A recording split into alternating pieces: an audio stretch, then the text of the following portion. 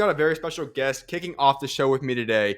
He's a man with a 15-0 record, 11 KOs. He's also now ranked number 14 by the IBF in the super welterweight division, and he goes by the nickname One Way. That's Freudis Rojas Jr. Freddie, I appreciate you taking time to come on today, man. No, thank you for having me on. I'm super excited. Absolutely. Well, first things first, man, I got to go through something about you. Your bio says God, family, and Yankees. I hmm very similar in a lot of the different aspects right there and what I like as well. So I have to ask for the first one, though. You put God first. Why is that the case for yourself? Uh, you know, I grew up into, you could say, the religion with Christianity, with Christ, but I've Right. lost my way when I was 14 to 22 when I just came back to Mm. Christ. But Christ is a very big, big thing in my life. Without him, I'd be nowhere in this sport where I am now or anywhere I am in life with the things that he's blessed me with, according Right. with even with life itself. Mm. Um, Yankees, a lot of influence from my dad and my father. My dad and I'm sorry, my uncle. They're big. They're Cuban, so in Cuba, wrestling, boxing, and baseball, the three biggest sports. Right. Funny story with that. I wanted to be a baseball player first before boxing, but my dad forced me into boxing. So there I am for that. If not, I think I would have became a baseball player for sure. Okay. And one way was the other question you asked me. You also had and family in there. God, family, and Yankees from your bio. Family, I'm a very, very big family oriented person. I love my family so much. Right. Um, I can't even explain the stuff that my parents or even my siblings have done for me, especially my parents spending so much money, even though we didn't have much growing up. And then my sisters, even though they eat food in front of me when I'm losing weight, I still love them.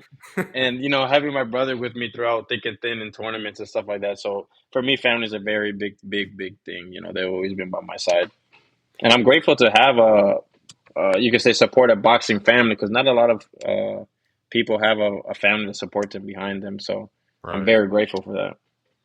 All right, well, I want to go a little bit more in depth on all three of those different aspects. The first one being your faith aspect. You talked about the fact that you grew up in a religious household, but it didn't come until 22 years old or so. You said about when you actually kind of came back to Christ. You had your own relationship with Him, and now anybody that knows you just look at your social media. You're very outspoken about it. Your pre outfits when you walk out, everything about that. You always want to point people to Jesus. Walk us through just what happened. Why did you all of a sudden come back to Christ at 22? Yeah. So how it first started, when I was 14, you know, kids and hanging around the wrong people in high school. I was a very quiet kid, but still hanging around the bad people, and Mm. them introducing me into like pornography and all that stuff like that. It went for downhill for that. And I struggled really bad going from 14 to 22 with that, or even drinking, being on the team and stuff like that. Having supposed to have this good image on being Team USA and all this stuff, but still living behind the scenes on these a horrible person in the back end. Mm. Um, it wasn't till I say I died. I know I Mm. died for sure. Because one night I was having a dream. Again, I say died, but it's like I went up. I could see my body. I was going up in the sky, and then while I was going up, I was saying, "Oh, I'm going to heaven." I died, but I'm going to heaven. I'm going to heaven. And then that thought started going in my head. It's like, am I? Am I Mm. truly going to heaven? Did I do enough to go? And already with that, you already know. Um, But then I heard a voice that I know for a fact it was Jesus talking to me, saying that like you're not doing what you had to do, and you haven't been close to me for many years. I've been living such a hypocrite life at that time. I'm such a lukewarm Christian at that time. I had one foot Right. in, but mostly more one foot out during those 14 to 22 years old.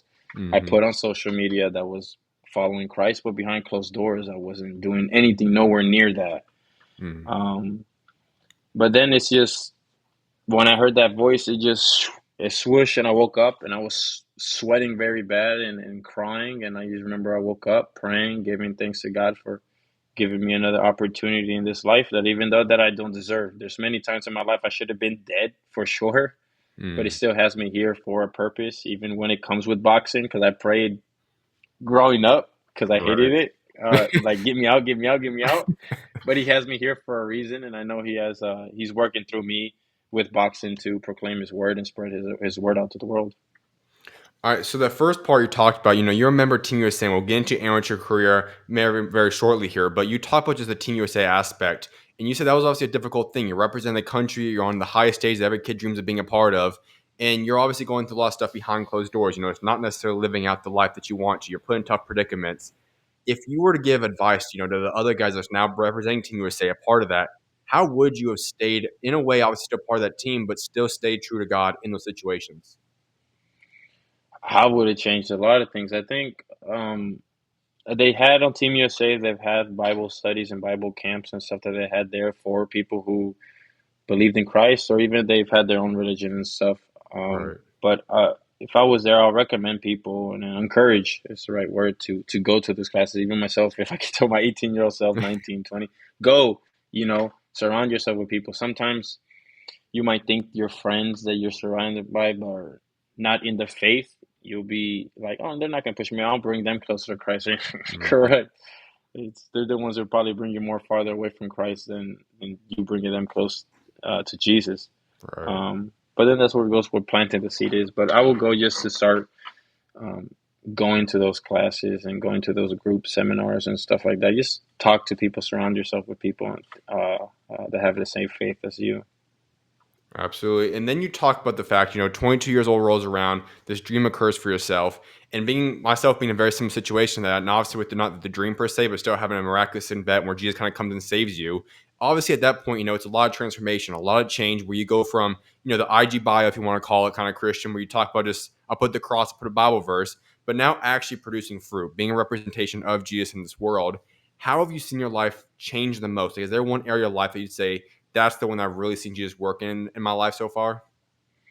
In myself or other people? In yourself, yeah, yeah. Yeah, I've seen myself as more of a happy person lately. I did suffer a lot with depression and Mhm. anxiety because I never thought I would have anxiety. I used to Right, play that off like people, oh, people have anxiety, they're just crazy. But no, I've changed a lot in that aspect, especially during fights. I get super nervous and stuff, which is a normal thing, but I let that always take over me and fill me with this fear. Like, what if I get knocked out? What if this? What if I lose? What if this happens? right. Living with this butts and those fears in my heads. But God's put such a undescribable peace. You know, Mm, you hear so many Christians say it, or so many followers in Christ say it, but it's so true. right. Um, I have such a big peace. There's even now in my life, there's chaos is going on left and right, but it's just like I have a good peace. Again, Mhm. it doesn't mean I'm gonna not feel sad and not go through it, but I have a peace with it, and I'm happy where I am at life because I know throughout the end of the suffering, there's something good coming out of it. Even if that means if I die and I gotta go with Christ, that's even a bigger gift that I can have, you know? Amen. All right, the other portion was the family aspect, and I know you talked about the baseball component that you probably wanted to go out there and pursue baseball right out the gate, but there also was another story. Now, correct me if I'm wrong here, but I believe you also were part of the JV football, and at that time, your dad pulled you out of the field halfway through the game there. So, Yeah. walk us through this. Obviously, your dad had a goal for yourself that you're going to be a boxer, no matter what sport you wanted to do. Walk us through that story a little bit. So I remember I was at school, I was a PE. I was trying wide receiver and everything. PE coach. He was a small town found in Nevada. The PE coach, he was a coach Right. for the football team, and he's like, you know what, I want you to try out. I tried out, obviously for JV. I was a small kid. I was only freaking like 101 pounds. But I was quick, and the coach was impressed. So, like I said, I made the JV team freshman year and everything. But I never told my dad. Mm. At that time, I used to tell my dad that I'm doing extra credit or tutoring at school, which he didn't even believe himself because he knew how much I wanted to get out of school all the time. But like I said, we lived such in a small town, and my dad knew everybody. So I had a suspicion. A month, 2 months going by, we're all training for football. I stayed after school and stuff like that, and I'll still go home and work out with the boxing workouts with my dad, so he wouldn't be too suspicious. Right. But I remember we had the first game. We are there lined up, and I see by the corner of my helmet, just about my eye, I see just this Cuban dude, brown Cuban dude, walking into the field. I kid you not, it was the most embarrassing moment of my life. My dad grabbed me right here by the shoulder and took me off the field. He just took me in the car, man. I mean, and he let me have it. He said a lot of things that night and things that, he don't want me to get hurt because of a boxing and stuff like that because it's the main priority. But now at that moment I was so embarrassed and stuff because I remember I liked a girl at that time in school too. And when that happened and everything, but now that I'm older, I can look back and laugh at it. It's a good memory to have. And so my dad cracks jokes about it all the time. But that will never get out of my head, that story. All right. So for yourself, obviously you were intrigued in playing other sports, whether that be baseball, football, whatever. But when did you start to say, okay, I know my dad wants me to do boxing, but I actually now enjoy the sport? When did that change happen for yourself? That didn't change about till I was 14. Okay. Uh, Literally a little bit after the football. I mean, from basically the womb when I started training to 14 years old, I hated it with a passion. Hmm. But when I first made the team as a junior, 14 years old on Team USA, I was like, what the heck? They're giving me all these gear. They're giving me all these clothes. I'm traveling around the world. They're giving me money just Right. to do box. I'm like, you know what? I think I could do this. And being around other people and being more social. Because like I said, I was a very quiet person. If you Okay. see like in the movies that dude that sat by the trash cans eating by himself, that was me basically.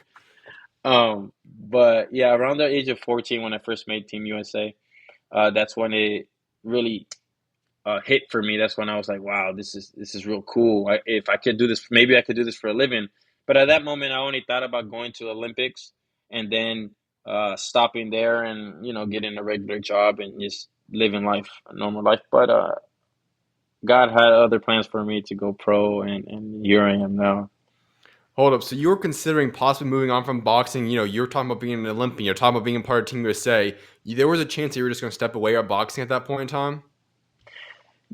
Yeah, surprisingly, I never really. I was scared as a kid, thinking I was gonna get too much fame and stuff like that, and then I'll get all this drama like all these people do nowadays. Right. So I've always said I want to live like a remote life, like middle of nowhere, just by myself with some animals, maybe grow up with a family and a farm or stuff like that. Still a Mhm. dream to this day. Okay. But yeah, that's what I thought at the moment. But All right. Well, I want to go back even further now because I was researching about yourself and your family, and it was quite the journey even getting to America for your guys' selves. And I know it's a long story, but essentially to sum it up from what I found online, that your dad obviously was a pro boxer, but he ended up coming to America, making a 204-mile swim, essentially separating you guys from Havana to Miami. There's a massive story that goes down around that. Can you open up on that a little bit? Just what was that whole experience and that journey like to have your family even come to America? it was good. Well, I mean, I was born here, but my dad, Right. Right. for him was tough. He was young. Like I said, he came with five or six people. My dad's job in Cuba, to little take us a little back. My dad's job in Cuba, what he did was helping people escape Cuba. So he'll show them the route to go and stuff like that. Okay. Him and his brothers. So one day he just left. He was about 16, 17 years old, and he went with another five people, six including himself. And then, he jumped off this cliff because these soldiers were chasing him, and he was swimming in the water. It was dark at night, and the soldiers they were just shooting. And one of them, they died. The people that came were coming with them. But my dad was the baby of the group, and for Mm. their 3 day swim to get until a boat picked them up literally close to Miami, and then from there they took him into this church, this Catholic church, and the Catholic church talked to him and said, "Look, you can stay here, or we can send you to Las Vegas." And my dad, since he said Las Vegas, it sounds like a Spanish place. He ended up saying, "No, let me go there." And from there he went, and I remember he said that first day at night he saw all the lights. He was like, "Oh my goodness, this is so beautiful! I hit the jackpot." And he said when he woke up in the morning, he opened the curtains and he looked and he just saw desert. And he just saw a little piece of cacti just roll by. He said that he closed his eyes like this and started slapping himself because he thought he was dreaming. And he said his dreams was always to leave Vegas. But then he met my mother and he had us and he decided to stay. And then recently, about 5 years ago, we all moved down here to Houston. Okay. All right. So you just talked about him. Obviously, he has quite the story and just what he's learned from who he is as a person. How has he helped make you into the person that you are today? A lot. I always say if it wasn't for my dad, uh, I wouldn't be the boxer that I am today, or even the type of person I am of helping out others that in needs. He's been a big influence in my life, even though sometimes And I'll be honest, sometimes, as a father, as a kid growing up with father, sometimes you bump heads and thinking that you know everything. In reality, I haven't lived life, you know. Right. But if it wasn't for that man, I wouldn't be for the spot that I am or the man that I even am. He's helped me with so much in the inside and outside the ring, or how to be a better man, how to be soon to be maybe a father one day, and hope God first, hopefully, I could be half of as a man as he is. Mm. Having him be a former pro boxer, how much has that now helped you as you've gone throughout your journey? Having someone that's been in the ring, understood the things, how much has that helped you? A lot. It's helped me a lot. He's kind of giving me the insights. He's giving me the training wheels already on the bike before that he even had it. So, Mm. like when it comes to the things of nutrition, what to expect in the pros or even in the amateurs, um, when it comes to connections and knowing people and stuff like that, what the good things to do, what the not the things to do in life or in the sport, what to look in a contract and stuff like that. He's opened Right. up a lot of doors for me to see, especially when it comes to the nutrition part. A lot of, especially in this sport of combat sport, weight's a really big plays a big thing. So I'm glad I have him in my corner. He's giving me that insight in there. Right. Let's go more in depth into your amateur career. You remember Team USA, bronze medal at the 2017 World Amateur Boxing Championship. Very, very prestigious career you had at the amateur ranks. When you reflect back on that time of your life, what comes to mind? Taking happiness ungranted for because Mm. sometimes, like now in life, you never realize the good times that you had it back in the day, just getting Right. paid for nothing and fighting. I remember I used to complain a lot when I was on the team, like, oh, man, maybe if I had a little bit more this, maybe this, or maybe I did place better at this instead of really living in the moment and thinking about it. But Mm. I would say that. But it was a lot of fun. But specifically that, especially that bronze medal that you mentioned, being a baby, because Team USA, we had the youngest team uh, in that tournament, World Championships, and 3 out of the 5 that qualified for World Championships came back with medals, which was a big thing that USA hasn't done in a very long time. Right. So What would you say did you enjoy more? What did you prefer, the amateur style, the way it is not only just inside the ring, but just the overall atmosphere, the politics behind it, whatever it might be. Do you prefer the amateur or the pro ranks more? oof, that's a hard one.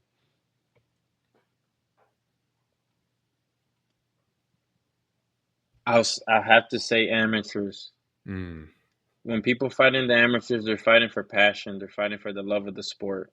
Uh, the one thing that I've learned in this business game is the pros, everything's about money. A lot of people are very money hungry, and they tend to forget about the passion or the Mm. love for the sport and look at it more as a business, which is the downside of it. Because not a lot of people see the beauty in the sport. So I will say the amateurs, because when you're fighting, you're really fighting for passion and love. I'll say majority of them. The same thing I could say with the pros, but many of the fighters now that you see, they don't really fight for passion or for the love of the sport. It's more for just greed and money. I like that you said that because that's a very true statement. I know I've had multiple guys on here say very similar sentiments to that as well. When you talk about for yourself personally, though, because ultimately it does come down to how you perceive it, you know what's going on around you. Has that been difficult for yourself in terms of balancing this aspect where you like fighting, it's fun when you get in the ring, but there's so many other factors that go into just getting into the ring. How have you learned to still focus and enjoy yourself and find the love for boxing amidst all the stuff that goes on in the pro ranks? Prayer. That's the best answer I could say. All right. Prayer. I mean, it's a lot of decisions, especially now in the pro ranks, that it's a lot of deep prayer that I had to do because I don't even know where to begin. Um,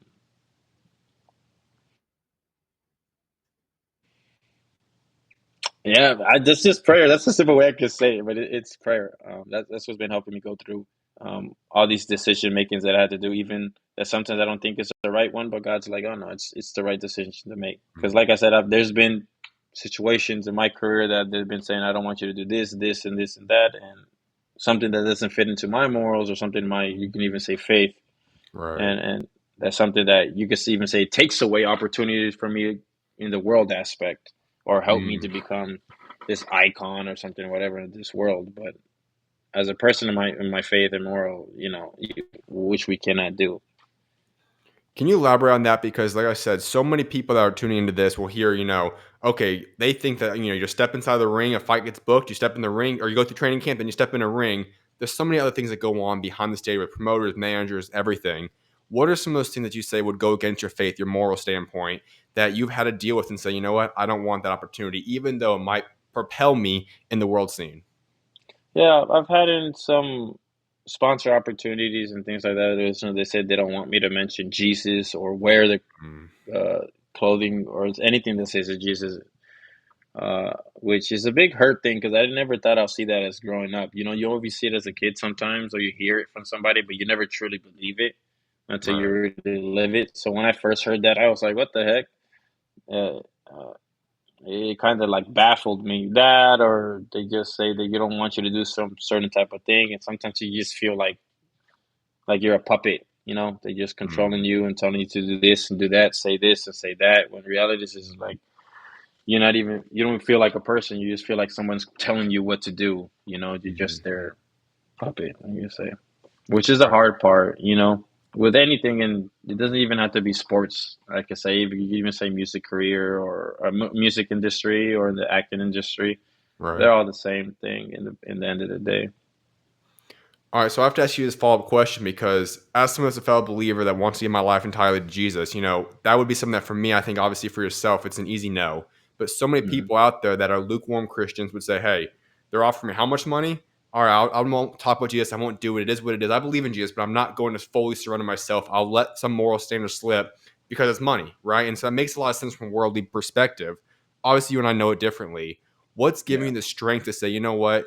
I get it. It's a nice amount of money, but I'm not going to take it. I'm going to turn it down and move on from it. How have you had the strength and the confidence and the courage and the faith too to say, you know what, I'm going to stay true to God's word?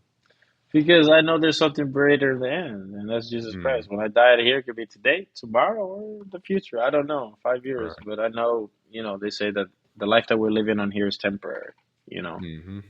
I always tell people, especially the kids at the gym here in Houston that I own, I can be the most richest man, but be the most unhappiest person. And Right. I could be the most poorest person in the world, but be the happiest because I have Christ. For me, I've never cared about the money. A lot of the kids in the gym, they tell me, they're like, "Man, how come you don't have a Bugatti or a Porsche or something, or some nice clothes?" So usually, I just have. So I still wear some PE clothes that I have from eighth grade. Think about it, to go training, and but I've never been a materialistic person and stuff. That Mm-hmm. stuff is gonna fade away in this world. But my Right. only goal that I have in life is to make it up there in heaven in Christ with you as well. With my fellow brothers and sisters in Christ. Amen, man. All right, so let's hop into your pro career. You've only been this for now for about 4 years now. 2021, Mm, you turned pro. That first calendar year, now obviously drifts into 2022, but when you look at 365-day calendar year, you fight 7 times that first year. What yeah. was that year like? Chaotic. I remember there was like I think in 2 months I did like 4 fights. hmm Um, it was a lot with the weight, but it was fun at the same time. It kind of reminded me of amateur, so I was still kind of used to it the first year. Right. So it wasn't really too big. Where it really hit was that second year because I started getting used to relaxing a day, eating as much as Mhm. I want, and then fighting the next day. Compared to the amateurs, even if you got to buy. You had to lose the weight for the next day of the show. Right. Um, but no, yeah. Would you say that transition was easy for yourself? I mean, stylistically, obviously, it's much different stylistically between amateur and pro ranks. Would you say it suited yourself better to be in the pro ranks? Was it difficult for the transition, or how would you say in terms of your style did it fit? It was difficult, very, very, very difficult. I remember when I was like a year before going pro, I was like, oh man, I don't understand why these people struggle so much going. You just have to slow your feet down. Just stand right in front of the dude and hmm punch him. Oh no, how I was wrong. I remember going in, for even first couple of five pro fights. I'm still fighting amateur style, going in and out, moving a lot, doing it like just say a sprint, not a marathon. Trying to throw a lot of punches, moving out, gassing myself out, and so it was very hard. It was very hard for me to slow my feet down. hmm Um, because I'm such a technical fighter, so I move a lot and stuff. But I'm grateful now. It's even now, they're trying to slow my feet down just a little bit more. But no, it was very hard. I used to think it was easy, but it's very, very hard. I think you did one of my good stablements and friend that was on the team with Shushu Carrington, Bruce Right. Yep. Carrington. Shushu got a great style for the pros, even when he was an amateur and pro, so he had easier transitioning than me. Right. But yeah, but he is fighting this weekend as well too, so I'm excited to see. All right. If I would have known you all the way back at that point in time, I would have said, hey, Freddie, you're going to be a guy that in 2025 was now going to be ranked in the top 15 as a contender. You're no longer just a prospect. Obviously, in some people's terms, you could consider that a prospect, but still, you're a legitimate contender now for a world championship. What would your reaction have been? I wouldn't believe you. I'd be like, Mm. oh, dude, I pro me? Oh no, you're funny. That's exact words what I would have said. You're a funny dude for thinking I'm going pro. Um, but I would have been in shock, if you told me that a couple years ago and where I am now. Mm. What was it about that? Did you have the confidence that you'd be this good, or was it more so just saying, you know what, I don't know if those are even my aspirations. I don't know if I really want to be on that stage. No, I just never thought I would really make it. Mm. My whole life, I have really bad flat feet, so I've always been told that I won't make it far in boxing from doctors and stuff like that. Well, big laugh from God to their face there, right? But no, I've always been told I won't make it far in boxing because I was a very skinny kid growing up. I'm still skinny now, but very skinny growing up. They're like, this skinny guy, he'll never be nobody in life. Even the head coach, were the reasons why I went pro. This is the first I'm saying it to Okay. anybody in the interview, by the way. The head coach at that time, uh, for Team USA, he told me, he's like, we will want you to stay for 2024 Olympics. Mm. Um, you know, uh, you're gonna fight here. We'll let you live on the Olympic Training Center. And in my mind, I'm like, oh, this is going good. Okay, I might do it. Until he says, like, yeah, you have amateur style. You'll never make it as a pro, and Mm. that destroyed me. It flipped a switch, as you could say, inside my heart, saying, okay, I have to prove him wrong. Because I grew up my whole life, people telling me I'll never make it into this sport. I used Mm. to get beat up a lot as a kid, and I was always quiet and scared. But I'm happy that I'm proving a lot of people wrong and proving myself wrong because I used to doubt myself a lot growing up and stuff. So I'm glad I could prove them wrong and myself, my younger self, that look where I am with hard work and dedication. Cliche to say, Mm. but it's true. With that hard work, dedication, and having Christ in your corner, you can accomplish anything in life.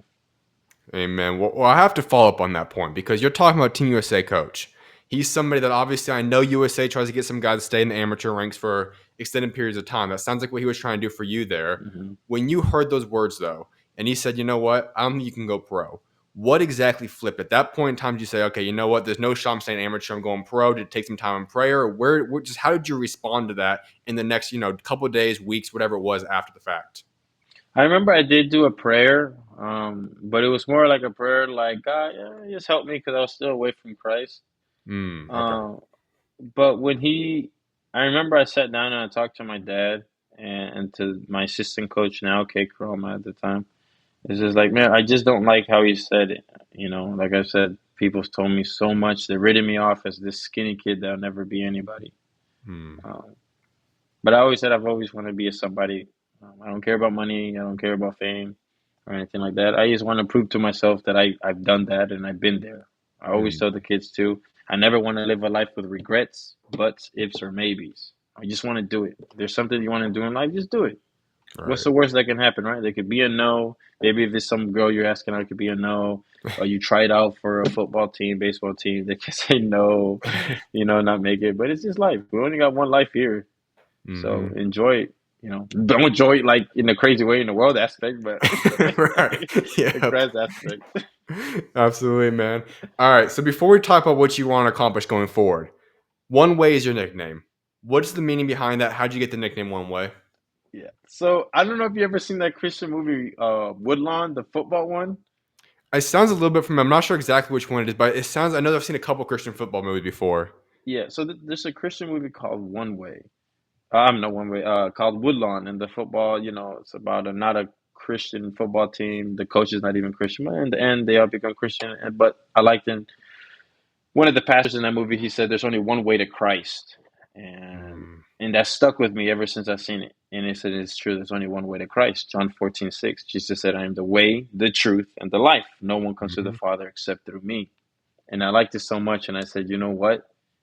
That's my purpose in life, to serve God and to show people that there's only one way to Christ." And with the background people saying that this kid will never make it, maybe it could show people like how God used me, somebody who has really bad flat feet or wasn't as good, to become somebody in life, and that anything's possible through him. Amen. All right. Well, as I just said a little bit ago, you're now ranked number 14 in the IBF. You are a legitimate world championship contender at this point in time. And there's a lot of guys. 154, in my personal opinion, is the best weight class in all boxing. So obviously, your goal is world champion, but there's a lot of fights available that could bring in a lot of money, a lot of great opportunities in front of you. I could go on and list about 10, 15 guys I think are legitimate contenders right now in that weight class. But who are some guys you're eyeing? Is there anybody you look at and say, you know what, that guy, and that guy are guys I'd like to fight? I always say I want to fight all of them, right? All right. Because my only job in boxing is to fight. I always say this. I believe more in the old method back in the day. Uh, Fight for name, fight for legacy, the best versus the best. Mhm. At the moment, I do want to fight Brian Mendoza a lot. Even Xander that he's fighting this weekend. Xander was a youth while I was a elite. He was Right. around 16, 17 while I was in the adult thing. I do want to fight Xander really bad. Even Erickson Lubin, even I believe he's a Kazakhstan dude or Uzbekistan dude that they said that he might be scheduled to fight. He's the number one in the IBF. Let me pull it up real quickly. Number one. Oh, well, Erickson Lubin's number one IBF, isn't he? Because he just got the mandatory for Bakram. Oh, it was for then the guy's the champion of the 1W the IBF, isn't he? Yeah, Bakram Murtzavaliev, he's the champion right Yeah, now. Okay, yeah, gotcha. him, Tim Zoo. Right. Me and Fedora are stablemates because we have the same promoter. But I would love to fight that dude. I've been asking for that fight forever. Will my promoter make it? I don't know. Right. That's a decision he will make, or I just gotta force it out with interviews and stuff like that all the time. But yeah, I mean, at the moment, Brian Mendoza, I think would be a great fight because he knocked out Fandora. Right. So he's the number one on my hit list. Obviously, all the rest of them, uh, Lubin, even Tejas, that Cuban one coming up, and the WBA. Like I said, Xander, all of them. Even the one that Xander's fighting that I never heard of. But Or Garcia I would love to Perez. fight him as well. Yeah, I've never heard that dude until he started fighting him. But I really wanted that fight to happen though between Fedora and Xander. Though I thought Yeah. that would have been a good fight to watch for sure. But So I have to ask you two quick questions just about the overall state of 154. Xander's fighting this weekend. I'm assuming by what you just said, you kind of expect him to win that fight then?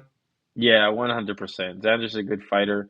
Yeah. I I've never seen the other dude fight before, Okay. so maybe he'll get some tricks up his sleeve. I don't know, So you but didn't you as didn't see right the now, Charles Conwell fight then?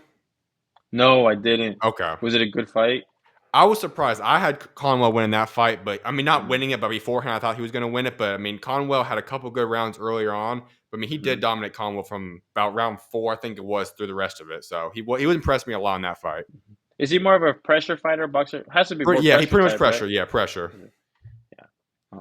I'm biased. Right. Xander, Yeah, he's I a got good friend Xander of in that mine one too. from Yeah. yeah, Xander's a good friend of mine from the amateurs. I've known him since he was a kid as well. So we're both on the team USA together. Of course, like I said, he was youth. I was elite.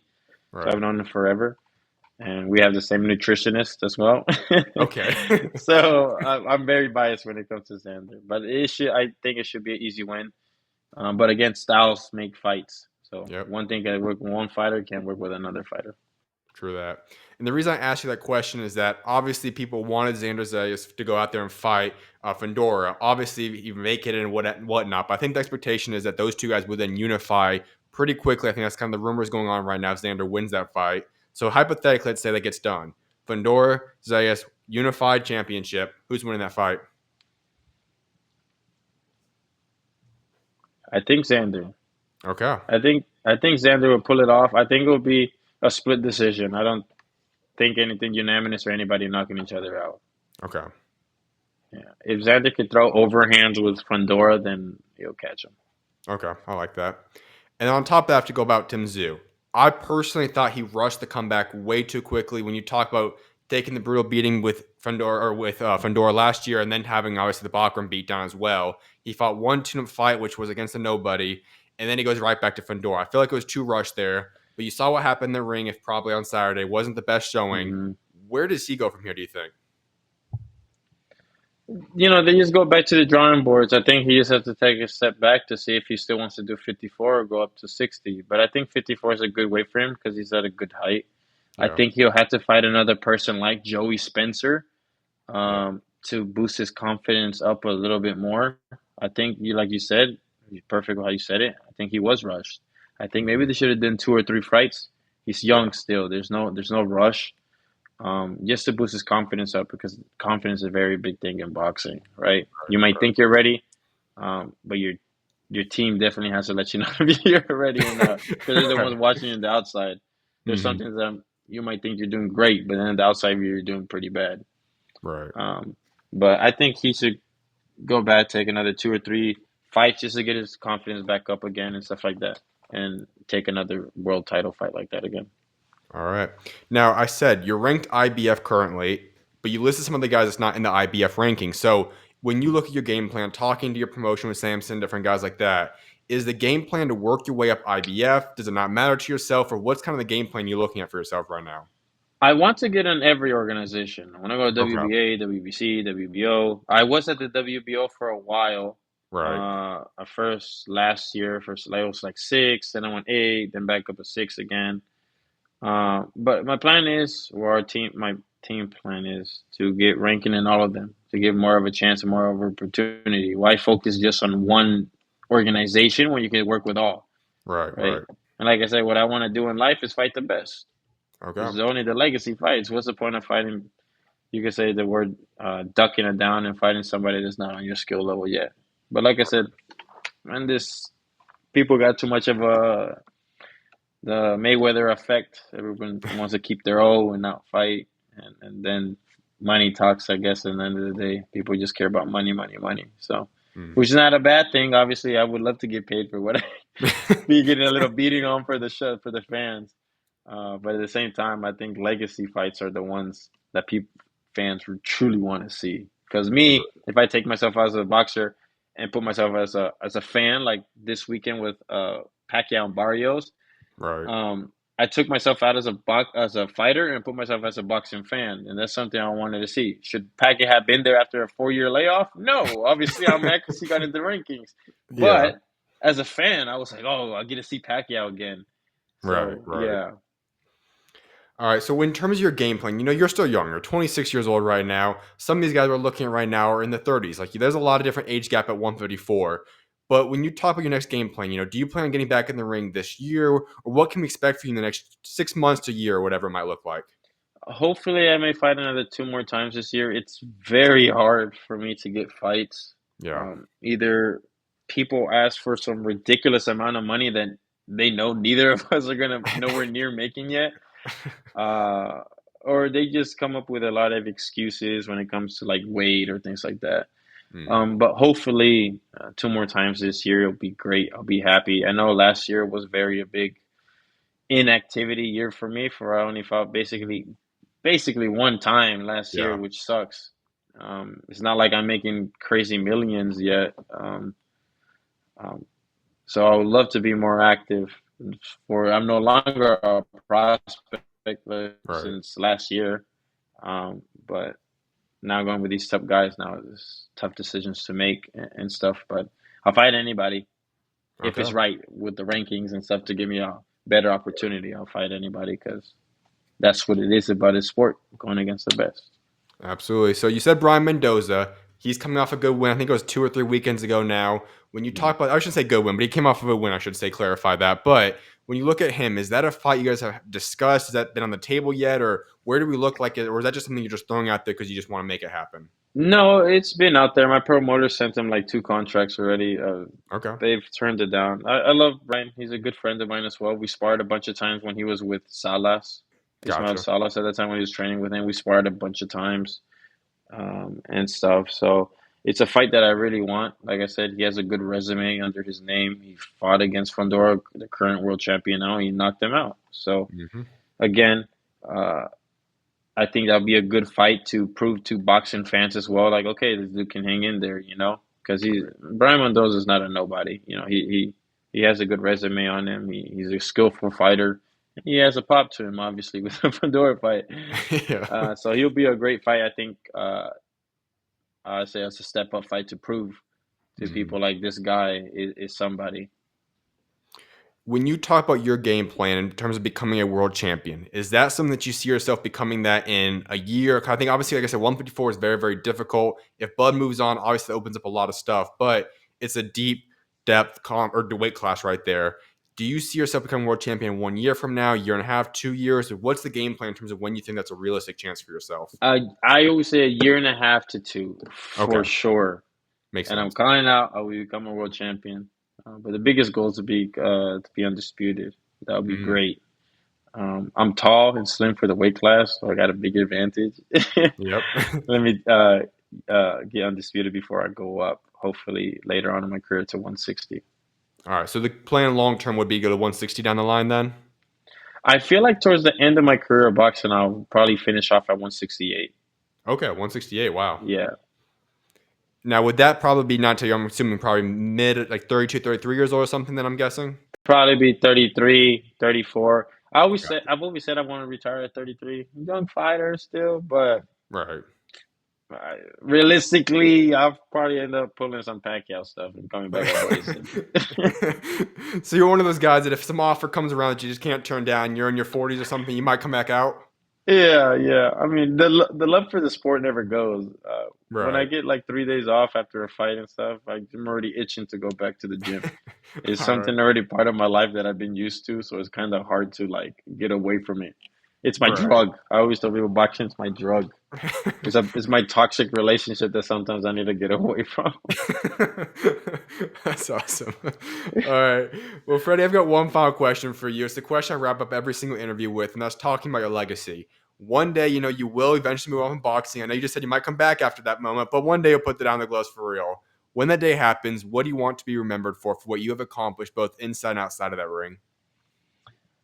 I want to be known as a fighter that was a good fighter, but more importantly, bringing people closer to Christ and Mm, just helping people who are in need. My dream's always been to help people who have been homeless or kids that have cancer and stuff like that. So if God ever blessed me with that amount of money, I'll definitely go directly there. Uh, mm.